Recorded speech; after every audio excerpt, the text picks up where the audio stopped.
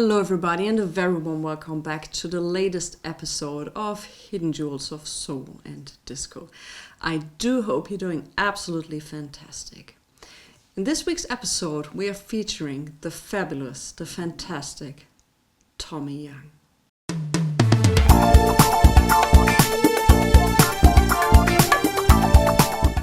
Tommie Young was born and raised in Dallas, Texas. And her father was Bishop T.L. Young. And from a very early age on, at least at 5 years old, she started to sing in her father's gospel choir. And she continued doing this at least till her early 20s. In 1971-1972, she appeared in nightclubs in Dallas.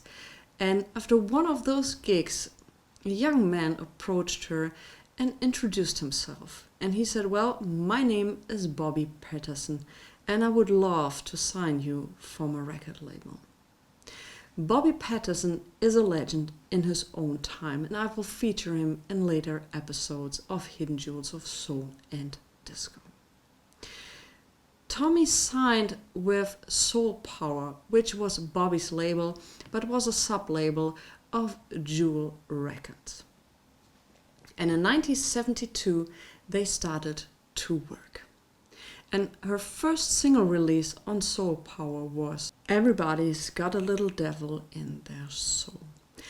The working process with Bobby was that he recorded all the instrumental tracks and sent them to his studio in Shreveport, Louisiana.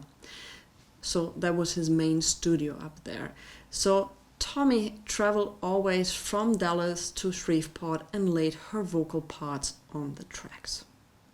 Some sources told me that she did that in one take on each track. I can't confirm it. Maybe you have some more information. Please write it down in the comments below. But if that's a fact, that's an absolutely astonishing piece of work. All my respect to Tommie. She did another single which was called She Don't Have to See You to See Through You, which became a minor hit and led to the release of her debut album in 1973 on Soul Power. And here it is in all of its glory, and I absolutely adore this cover. I love the picture, I love how the font has been used. This fits the content absolutely well. We will listen to some tracks on it before we continue to some details of that album. A part of loving him, oh yes I am. Girls, it's up to you to hold him down. Now you wanna cry like a baby, 'cause one of your friends caught you napping. Don't, oh yes you did now. You showed me that I could love a second time. For so many years I was a one man. I just love this album from the beginning to the end. All songs have been written by Bobby Patterson and Jerry Strickland, and they did a fantastic job. What I also cherish about this are the backing vocals, and I want to point out two women who were backing vocals on this album.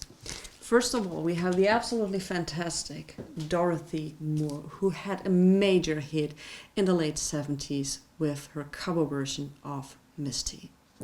And also, I want to point out Miss Jewel Bass.